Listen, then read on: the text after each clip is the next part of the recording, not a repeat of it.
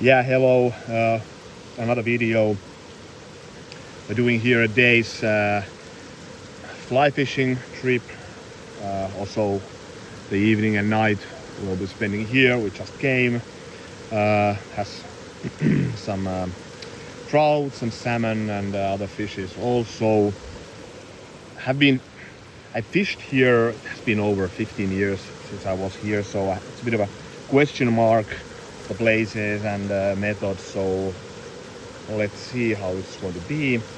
Also, the water is very high now and very dirty. Also, as you see it, normally it is very clear, the water here, but it has been raining a lot, like 3 days in a row.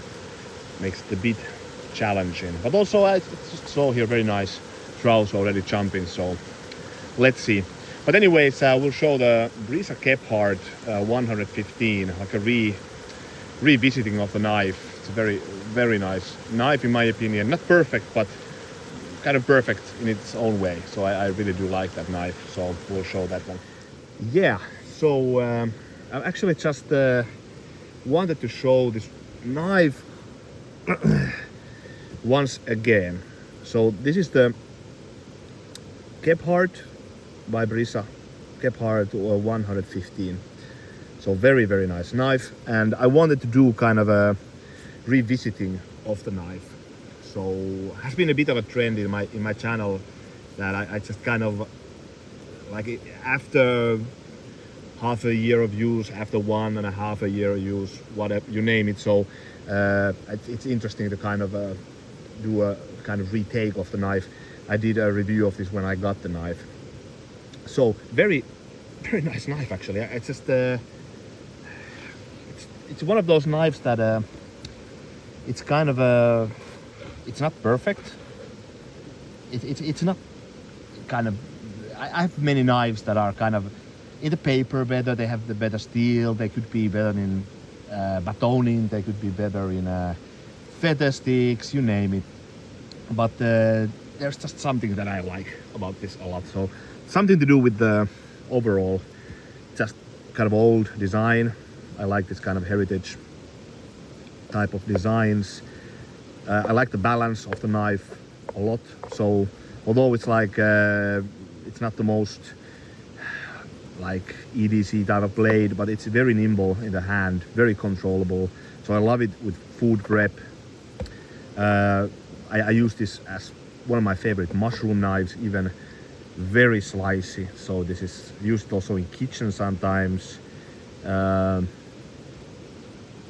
Love the handle. I just love the handle actually. So it's very simple but very comfortable. The fit and finish, very nice. You don't feel any of the pins, red liners, walnut handle. It's almost warm in the hands. Very nice to handle. So and the controllability. You get a nice grip of this. This is thin enough to handle that it feels nimble in the hand. Many positions are available. So I just like the knife a lot. I take it very often with me. So we're planning to do also here some food prep. I have my Savotta Bushcraft mini stove with me. So I'm going to do some burgers. So I just grabbed this one. So this is almost like a kitchen knife. Pretended to be an outdoor knife because it's kind of a kitchen knife, even the blade shape. But then you can smash hard. I've really batoned with this a lot, and does okay feather sticks. Definitely not the best one, but it does those if need be. Very nice, the steel ATCRV2, very trustworthy steel, one of my favorite steels of all. So just a great knife, in my opinion. Great take on the Kephart. I don't do too long the review because I want to go fishing, but and maybe insert here actually some footage from the garden, maybe doing some feathers, maybe here actually. Yeah, so I'm visiting here my mother's place, and always when I'm here I tend to do feather sticks and some kindles for easy fire starters. Here in the village we use a lot. Well, she puts the fire always in the morning, the kettle on the stove, and also for a bigger fireplace, and she doesn't like to do any of the fire starters, and so I always do those for her. And yes, so here's some birch tree. This is not optimal for batoning, definitely not, but it does the job. So the steel is very good. I've really kind of abused this even last season, so yeah, I'm comfortable batoning with this.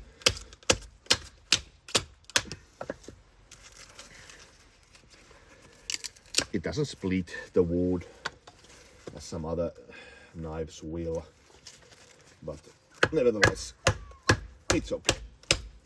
And one thing which is kind of nice that I've felt often, that this kind of a curvy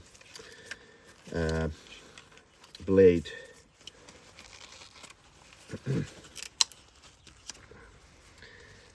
or a curvy tip kind of adds to the robustness of the blade, so for batoning. So let's check the feather sticks. It isn't also optimal with feather sticks, but like I said, it's not perfect knife, but I nevertheless like it and use it.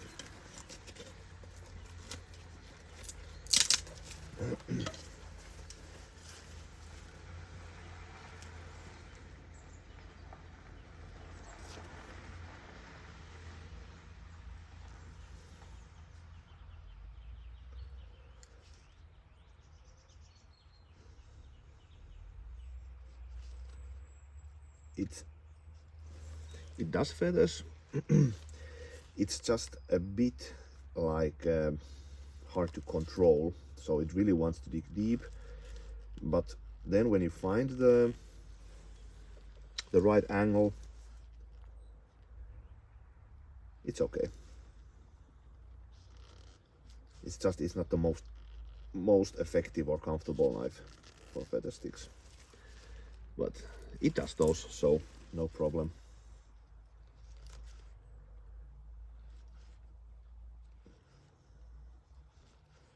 And actually quite nice, this very delicate feathers.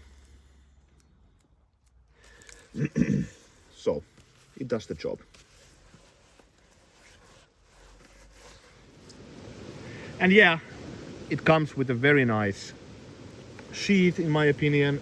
After 1.5 years of use, it holds still the knife nicely. So it's not the like most secure sheath, but it's enough. It really is enough. I can force it out if I want, but it's okay.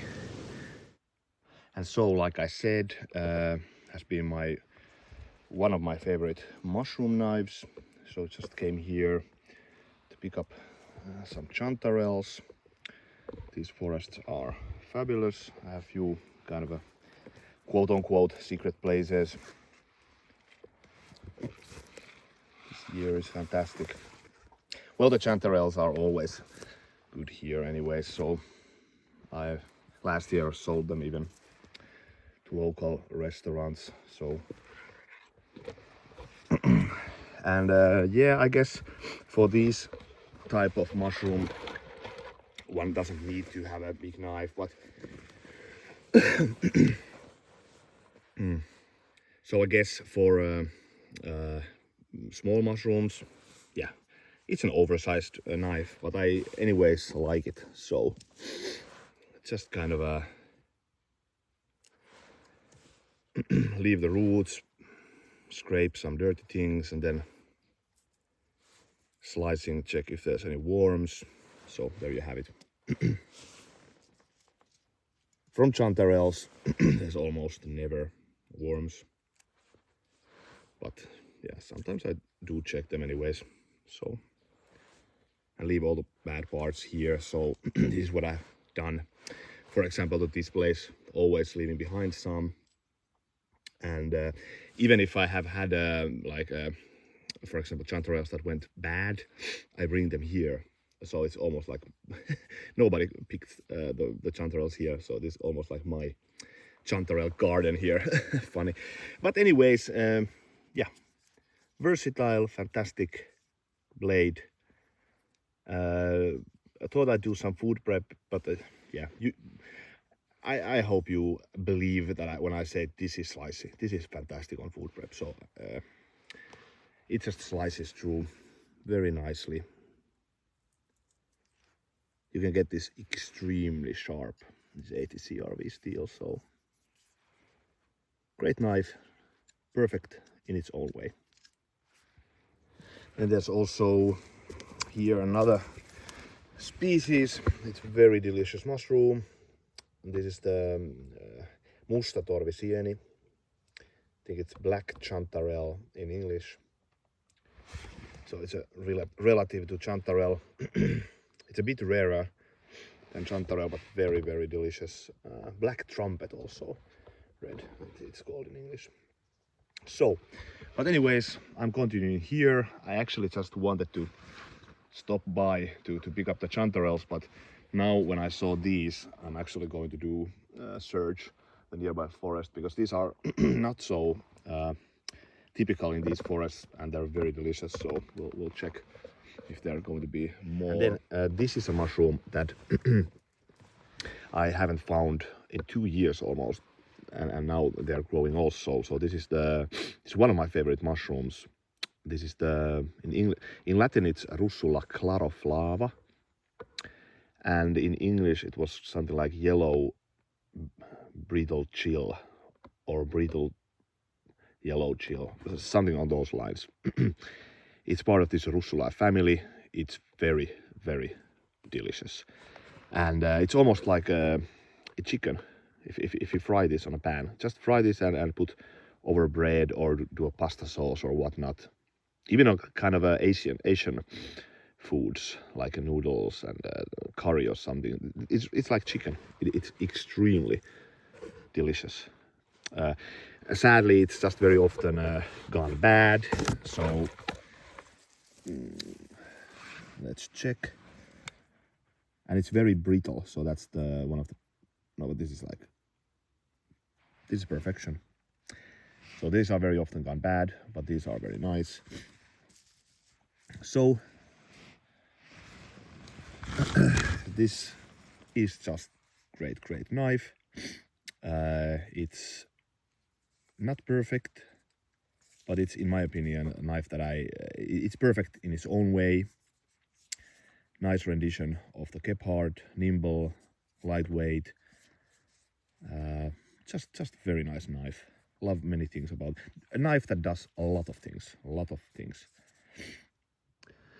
So yeah, still in the forest. I'm doing the review of this Brisa Kephart 115, and this really has grown a bit longer, this video, than I thought. Just like stopped by here to pick up some chanterelles, like really short. I thought I'd be like 15 minutes, 10 minutes the most, and I thought I'd just show the place and then show this in action, so to speak. This really is my favorite mushroom knife at the moment, and but this season is just insane. So they're now speaking like it's the best mushroom season in 10 years in Finland, and it really shows. So I was just unable to leave the forest because I thought I'd just pick the chanterelles, but then I saw the black chanterelles, the Chanttarellus trompensis, and then this is the Hydnum repandum, and I never see this much of these. It's not very common mushroom at all, and I've been picking them all over here, so I have the bag really full of them almost, and just wanted to show this. So I think it's called forest hedgehog in English, so Hydnum repandum. So here, it's extremely delicious mushroom. They sell this also in supermarkets here in Finland. Here and all over here, this forest has been full of them, And then here's the Chanttarellus trompensis, which normally grows much more late in the season. And here, Chanttarellus trompensis, and then here. So this season is insane. And this has really become my trustworthy companion now, so I'm really loving this slicey full flat grind.